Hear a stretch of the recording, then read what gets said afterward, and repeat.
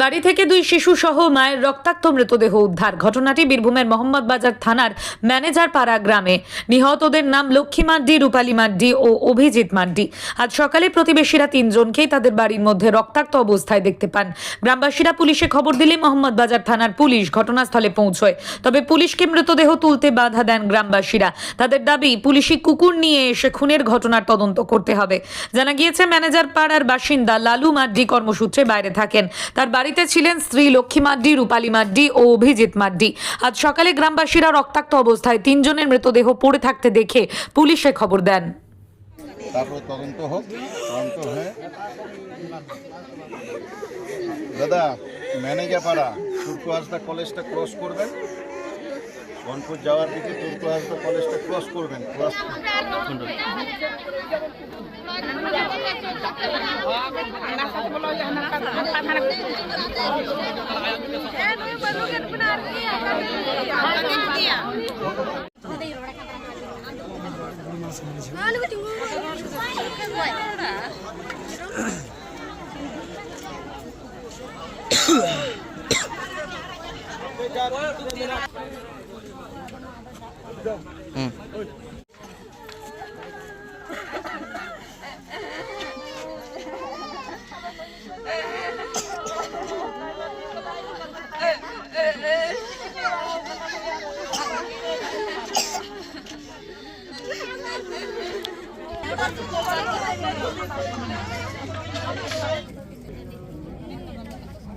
মা আছে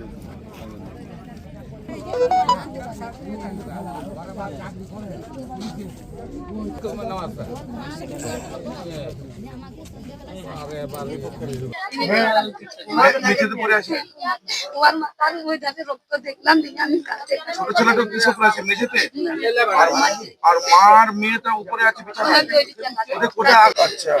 এখানে কারা আসা যাওয়া করতো?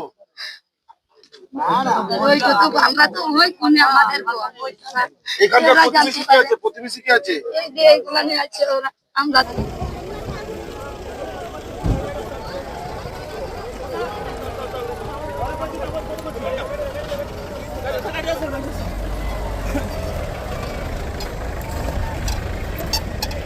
চলো চলো বড় বড়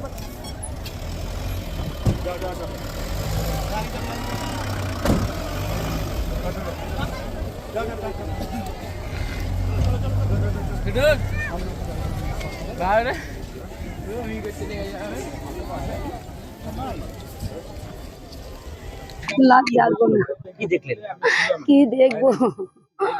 হ্যাঁ, কত বলতে পারবো? আমি একবার গেছি, আমি কি দেখলাম? আমি দুপুরকে এলাম, ধান কুটতে আমাকে নিয়ে যেত, ধান কুটতে আমাকে নিয়ে যেত। কাল বিচুন করেছে, দিনে বলছে বৌদি ধান কুটবো, দিনে বলছি তাহলে যাবো, দিনে ওই বলে সকালবেলা আমি বলছি ডাকতে কেনে আসছে না, ডাকতে কেনে আসছে না। আমি ওইরকম বকতে বকতে আসছি, কেনে আসছে না আমাকে আজকে ডাকতে। আমি দেখলাম দুয়ার দরজা খোলাই ছিল, তাও বলছি ওইটা দুয়ার তো খোলা আছে, আর কিনা তাহলে ওইগুলা ওরা কই? আমি দেখলাম কাঠের নিচে রক্ত পড়ে দিয়ে আমি ওরা ওরা তিনজন নাই ওই অবস্থা দেখেছি। তার লেগে আমার মন মেজাজ একবার ভালো লাগছে। ওরা তিনজন নাই, স্বামী থাকবে না, বাইরে বাইরে মিস্ত্রি কাজ করে, মিস্ত্রি কাজ করে বাইরে থাকে। আমরা কি মনে আমরা চোর যারা খুন করেছে তাকে ধরবো, আমরা ধরবো? 2-3টে লাশ দিচ্ছে আমরা একবারে, ভালো লাগে না। শত্রুটা ওইটা তো বুঝতে পারছি না, শত্রু কে ছিল, কে থাকবে?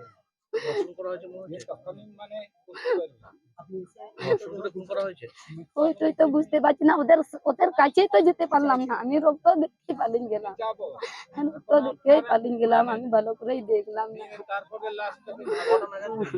হ্যাঁ, 3টে আছে, 3টে 8টা 19 দেরিন যাবার সময় বলছি না ধান কুটতে যেতাম, তার লেগে আমি এলাম। আমি বলছি ডাকতে কেনে আসছে না। ওই 2 বছর বাড়িতে কি আছে? ওই তিনজন কতদিন থেকে থাকে এখানে ঘুমোয়। এখানে থাকে 3 দিন থেকে ওর সামনে নাই ওইখানে থাকে আলোতে মারবে আমার নুনু তো হয় আমি বৌদি হয় ওর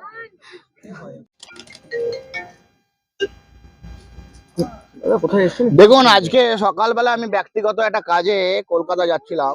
আমার কাছে একটা ফোন আসলো যে একটা মর্মান্তিক ঘটনা ঘটেছে গনপুর অঞ্চলের। এই গ্রামটার নাম হচ্ছে ম্যানেজার পাড়া। কিন্তু এসে আমি যা দেখলাম এবং ভিডিও করেছি, এ মর্মান্তিক ঘটনা। এ মধ্যযুগীয় বর্বরতাকে ছাড়িয়ে যায়।